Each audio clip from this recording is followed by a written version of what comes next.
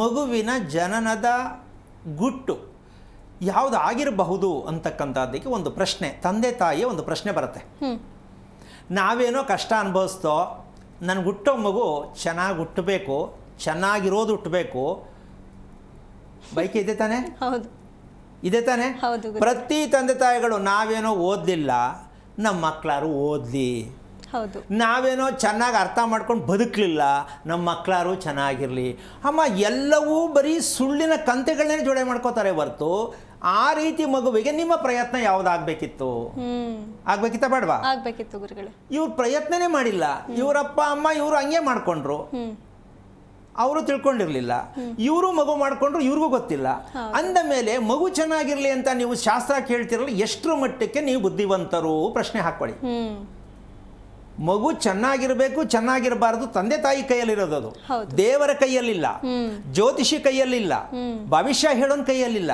ಅರೆ ಮಗು ಮಾಡ್ಕೊಂಡು ನೀವು ಅಲ್ಲಿ ಹೋಗಿ ನನ್ನ ಮಗು ಚೆನ್ನಾಗಿರುತ್ತಾ ನೋಡಿ ಅಂದರೆ ಎಷ್ಟೋ ಪಾಪ. ಇವಾಗ ಕರೆ ಮಾಡಿರೋರಿಗೆ ನಾನು ಒಂದು ವಿಚಾರವನ್ನು ಹೇಳಕ್ಕೆ ಇಷ್ಟಪಡ್ತೀನಿ ಈ ಮೂಲಕ. ಇವತ್ತು ನಿಮ್ಮ ಮನೆಯಲ್ಲಿ ಯಾರು ಇವಾಗ ಕರೆ ಮಾಡೋದಕ್ಕೆ ಪ್ರಯತ್ನ ಪಡ್ತಿರೋರ್ತಕ್ಕಂಥದ್ದಕ್ಕೆ ಒಂದು ಸಂದೇಶ ಹೇಳ್ಕೊಡ್ತೀನಿ. ನಿಮ್ಮ ಮಕ್ಕಳಾಗಲಿ, ನೀವಾಗಲಿ, ನಿಮ್ಮ ಗಂಡ ಆಗಲಿ, ಅಳಿಯ ಮಗಳಾಗಲಿ, ಮೊಮ್ಮಕ್ಕಳಾಗಲಿ, ಕೃಷ್ಣ ಪಕ್ಷ ಅಂತ ಇರುತ್ತೆ, ಕುಂಡಲಿಯಲ್ಲಿ ನೋಡ್ಕೊಳ್ಳಿ. ಕೃಷ್ಣ ಪಕ್ಷದಲ್ಲಿ ಹುಟ್ಟಿರುವ ಮಗು ನಿಮ್ಮ ಕುಟುಂಬದಲ್ಲಿ ಇದ್ದರೆ ಇವತ್ತು ಕರೆ ಮಾಡಿ, ಅದರ ಚಿತ್ರ ವಿಚಾರಗಳನ್ನು ನೀನು ಮುಂದೆ ಹೇಳ್ತೀನಿ. ಆಗ ನಿಮಗೆ ಅರ್ಥ ಆಗುತ್ತೆ, ಏನಪ್ಪ ಇಷ್ಟೆಲ್ಲ ಆಶ್ಚರ್ಯವಾ ಅಂತಕ್ಕಂಥದ್ದು. ಕೃಷ್ಣ ಪಕ್ಷ ಅಂತಕ್ಕಂಥದ್ದು ಒಂದು, ಶುಕ್ಲ ಪಕ್ಷ ಅಂತಕ್ಕಂಥದ್ದು ಒಂದು. 15 ದಿನ, ತಿಂಗಳಲ್ಲಿ 2 ಭಾಗ, ಪೌರ್ಣಮಿ, ಅಮಾವಾಸ್ಯೆ. ಈ ಅಮಾವಾಸ್ಯೆ ಹತ್ತಿರ ಇರ್ತಕ್ಕಂಥ ಮಗು ಹುಟ್ಟಿರುತ್ತಲ್ಲ, ಮದುವೆ ಮಾಡ್ಕೊಂಡಿರ್ತೀರಲ್ಲ, ನಿಮ್ಗಳ ಕತೆ ನೋಡ್ಬೇಕ್ರಿ. ಪ್ರಪಂಚನೇ ಬದಲಾವಣೆಯಾದರೆ ಇವರು ಬದಲಾವಣೆ ಆಗಲ್ಲ. ನಾನಿರುವುದು ಹೀಗೆ ಆಗಲ್ಲ. ಕೃಷ್ಣ ಪಕ್ಷದಲ್ಲಿ ಇದಕ್ಕೆ ಕ್ಷಯ ಮಾಸ ಅಂತಾರೆ, ಶುಕ್ಲ ಪಕ್ಷವನ್ನು ಅಕ್ಷಯ ಮಾಸ ಅಂತಾರೆ, ಅಭಿವೃದ್ಧಿಯ ಮಾಸ ಶುಕ್ಲ ಪಕ್ಷ.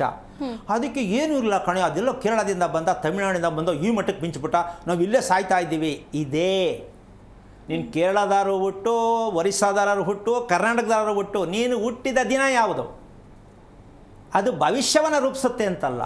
ಶುಕ್ಲ ಪಕ್ಷದಲ್ಲಿ ಹುಟ್ಟುವವರು ಅವರು ದೇಶಕ್ಕೆ, ಒಂದು ಕುಟುಂಬಕ್ಕೆ ಒಂದು ಸಂದೇಶ ಕೂಡ ಕೊಡ್ತಾರೆ ಅವರು, ಶುಕ್ಲ ಪಕ್ಷದವರು. ಕೃಷ್ಣ ಪಕ್ಷದಲ್ಲಿ ಹುಟ್ಟಿದವರು ಕುಟುಂಬವನ್ನು ಪೂರ್ಣವಾಗಿ ನಿರ್ನಾಮವನ್ನು ಮಾಡಿ, ಕುಟುಂಬವನ್ನು ಗೋಳು ಮಾಡಿ, ಬೀದಿಗೆ ನಿಲ್ಲಿಸಿ, ಅವಮಾನ ಮಾಡಿ, ಮಾಡದೇ ಇರೋದೆಲ್ಲ ಮಾಡಿ ಹೋಗೋದಕ್ಕೆ ಬಂದಿರ್ತಾರೆ, ಬುದ್ಧಿ ಕಲಿಸೋಗೋದಕ್ಕೆ ಬಂದಿರ್ತಾರೆ ಕೃಷ್ಣ ಪಕ್ಷದವರು. ಇವತ್ತು ಕೃಷ್ಣ ಪಕ್ಷ ಹುಟ್ಟಿರೋ ಮಕ್ಕಳಿದ್ರೆ ದಯವಿಟ್ಟು ಕರೆ ಮಾಡಿ ಅದ್ರ ಮಜಾ ಏನು ಅಂತ ತೋರಿಸ್ಕೊಳ್ಳೋಣ. ಯಾಕೆ ಅಂದರೆ ನೇರ ಸವಾಲಿಗೆ ಸವಾಲು ಇರಬೇಕು. ಯಾವುದೇ ವಿಚಾರ ಹೇಳಿದ್ರು ಏನಪ್ಪ, ಹೌದಲ್ಲ, ನೋ ಕಾಂಪ್ರಮೈಸ್. ಇದು ಸತ್ಯನೇ. ಹಾಗೆ ಹೇಳ್ತಕ್ಕಂಥ ಈ ಒಂದು ಕಾರ್ಯಕ್ರಮದಲ್ಲಿ ಇದ್ದಾಗ ಅಕಸ್ಮಾತಾಗಿ ನಿಮಗೆ ಕರೆ ಸಿಕ್ಕಿದ್ರೆ ಈ ವಿಚಾರವನ್ನು ಯಾವ ಕಾರಣಕ್ಕೂ ತಿಳ್ಕೊಳ್ಳೋಕ್ಕೆ ಪ್ರಯತ್ನ ಮಾಡಿ.